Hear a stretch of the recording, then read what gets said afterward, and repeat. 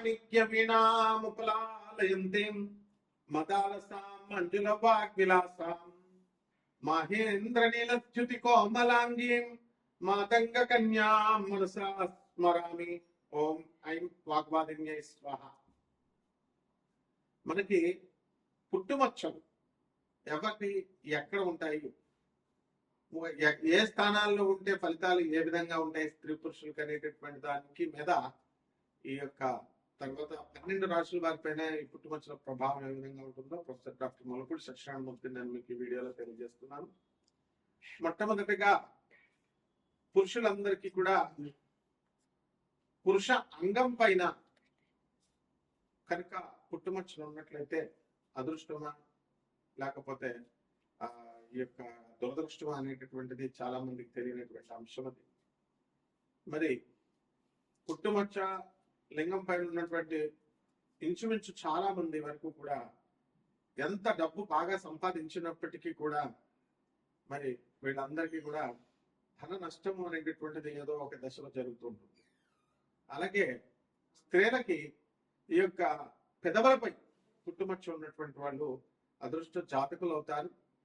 వారిని మంచి సౌందర్య రాశులు అవడమే కాకుండా మంచి ఉద్యోగము, గొప్ప ఇంటి సంస్కారం ఉన్నటువంటి వాళ్ళు వివాహం చేసుకుంటూ ఉంటారు. అలాగే కడుపు పైన పుట్టుమచ్చ ఉన్నటువంటి పురుషుడికి ఆకలి ఎక్కువ, అందువలన వీళ్ళకి ఆకలి జీర్ణము అనేటటువంటిది ఎక్కువ అవుతూ ఉంటుంది. అలాగే ధనాన్ని బాగా సంపాదిస్తారు. స్త్రీలకి నడుము పైన పుట్టుమచ్చ ఉన్నటువంటి వాళ్ళు మంచి రసికత్వం కలిగి ఉంటారు, కోమల స్వభావం కలిగి ఉంటారు, మంచి ధనవంతులు ఉంటారు.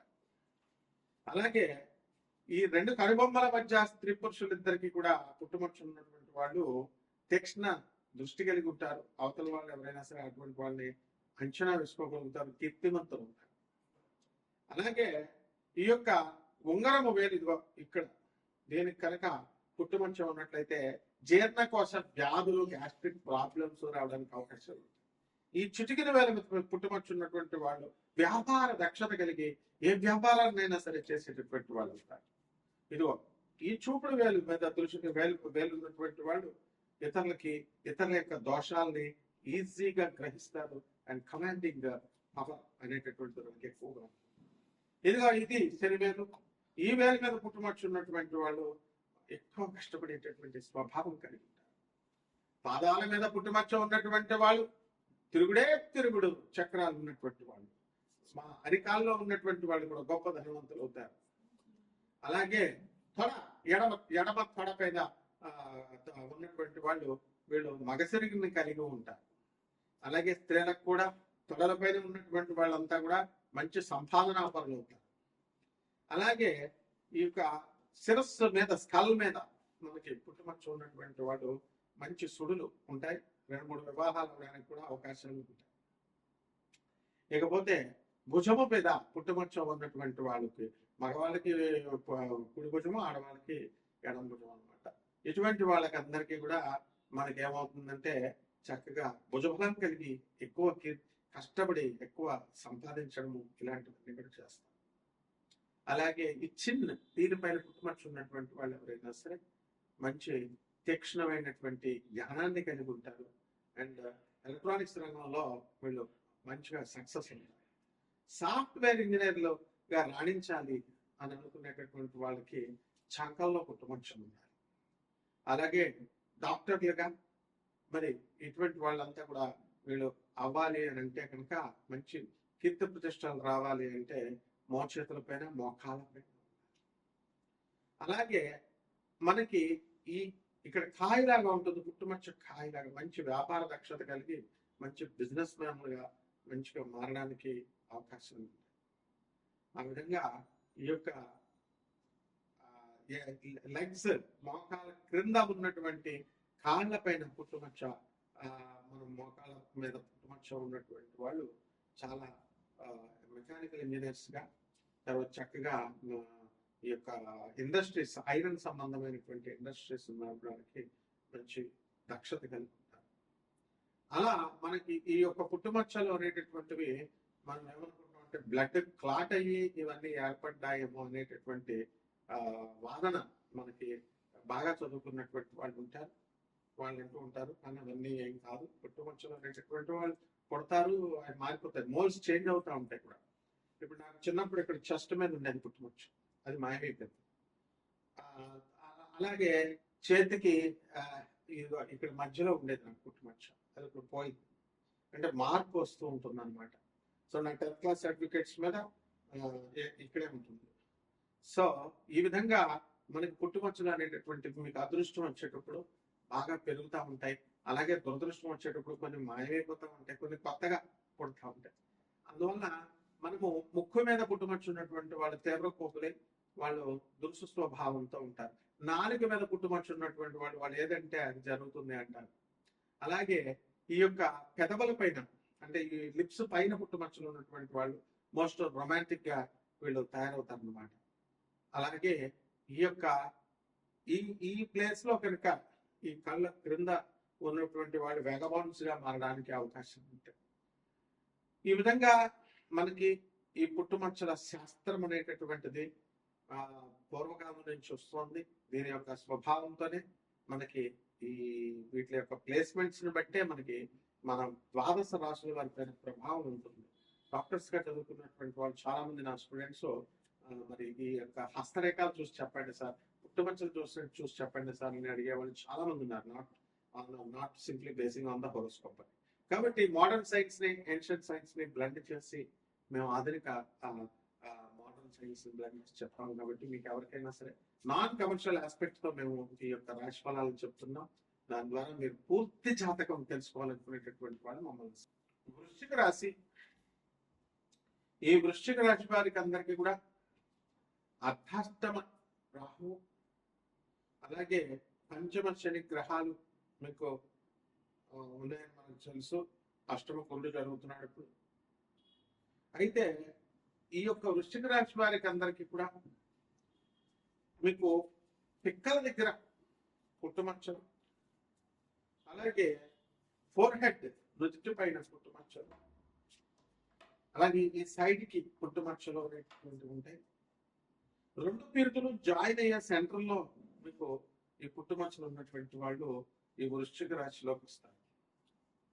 నాలుగు మీద పుట్టుమచ్చలు, అదేవిధంగా మర్మావయాల దగ్గర పుట్టుమచ్చలు ఉన్నటువంటి వాళ్ళంతా కూడా ఈ వృశ్చిక రాశిలోకి రావడం అనేటటువంటి జరుగుతుంది.